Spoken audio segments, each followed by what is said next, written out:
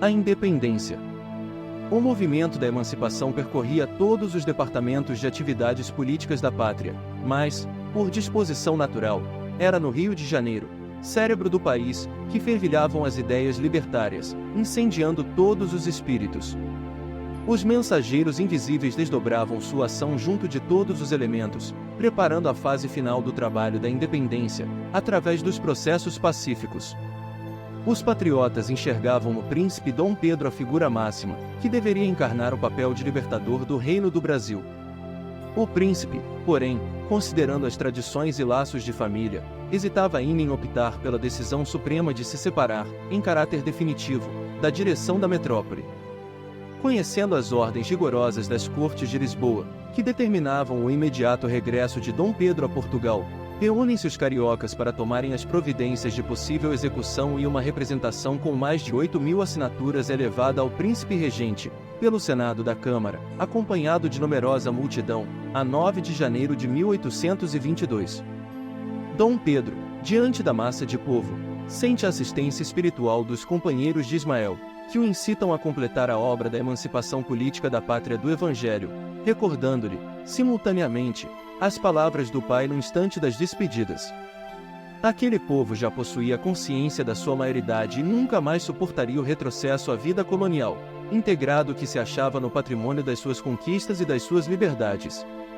À frente da realidade positiva, após alguns minutos de angustiosa expectativa, o povo carioca recebia, por intermédio de José Clemente Pereira, a promessa formal do príncipe de que ficaria no Brasil, contra todas as determinações das Cortes de Lisboa, para o bem da coletividade e para a felicidade geral da nação.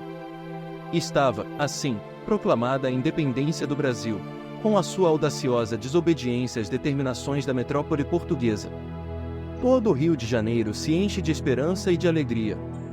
Mas, as tropas fiéis a Lisboa resolvem normalizar a situação, ameaçando abrir luta com os brasileiros, a fim de se fazer cumprirem as ordens da coroa.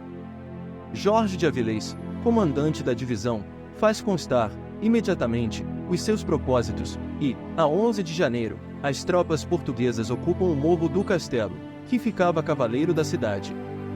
Ameaçado de bombardeio, o povo carioca reúne as multidões de milicianos, incorpora-os às tropas brasileiras e se posta contra o inimigo no campo de Santana.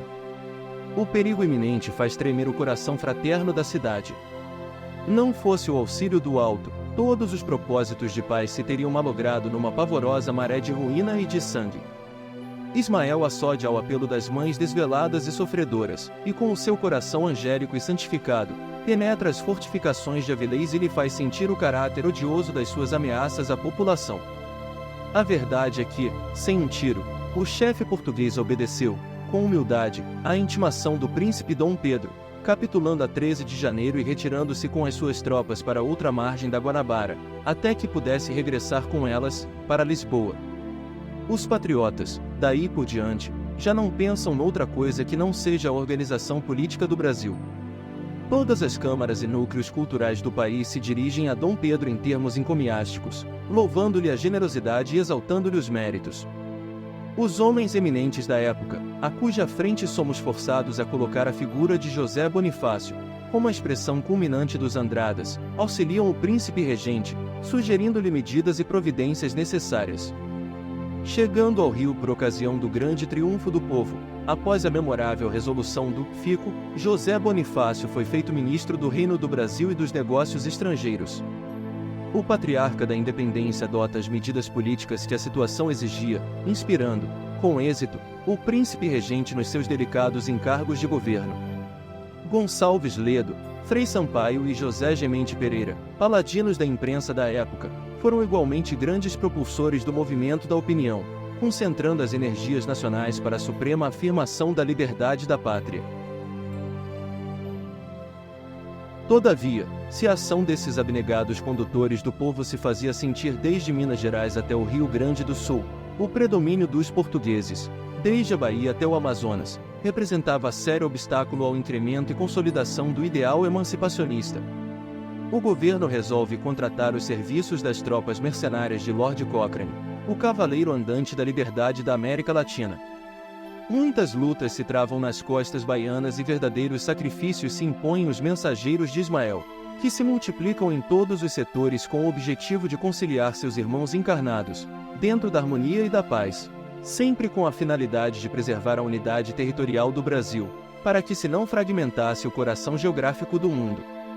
José Bonifácio aconselha a Dom Pedro uma viagem a Minas Gerais, a fim de unificar o sentimento geral em favor da independência e serenar a luta acerba dos partidarismos. Em seguida, outra viagem, com os mesmos objetivos, realiza o príncipe regente a São Paulo.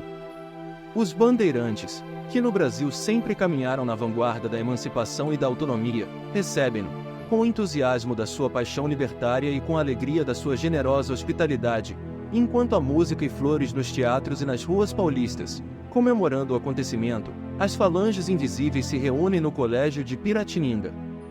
O conclave espiritual se realiza sob a direção de Ismael, que deixa irradiar a luz misericordiosa do seu coração. Ali se encontram heróis das lutas maranhenses e pernambucanas, mineiros e paulistas, ouvindo-lhe a palavra cheia de ponderação e de ensinamentos.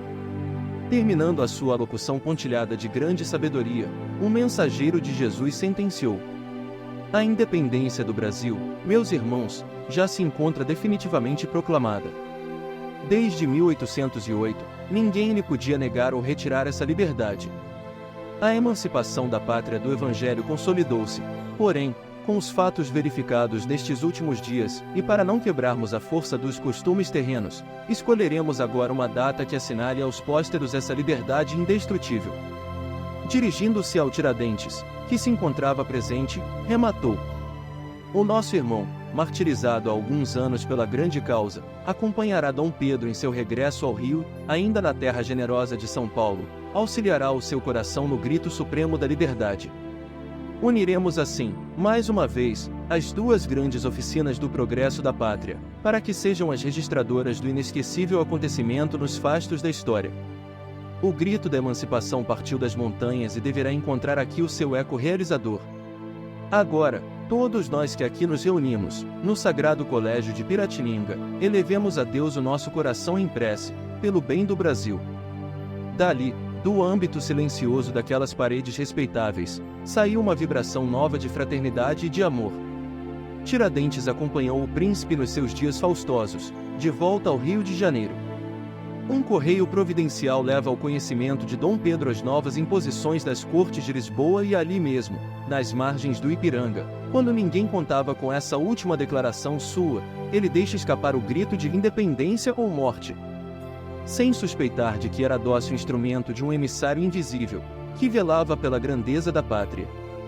Eis porque o 7 de setembro, com escassos comentários da história oficial que considerava a independência já realizada nas proclamações de 1º de agosto de 1822, passou à memória da nacionalidade inteira como o dia da pátria e data inolvidável da sua liberdade. Esse fato, despercebido da maioria dos estudiosos, representa a adesão intuitiva do povo aos elevados desígnios do mundo espiritual.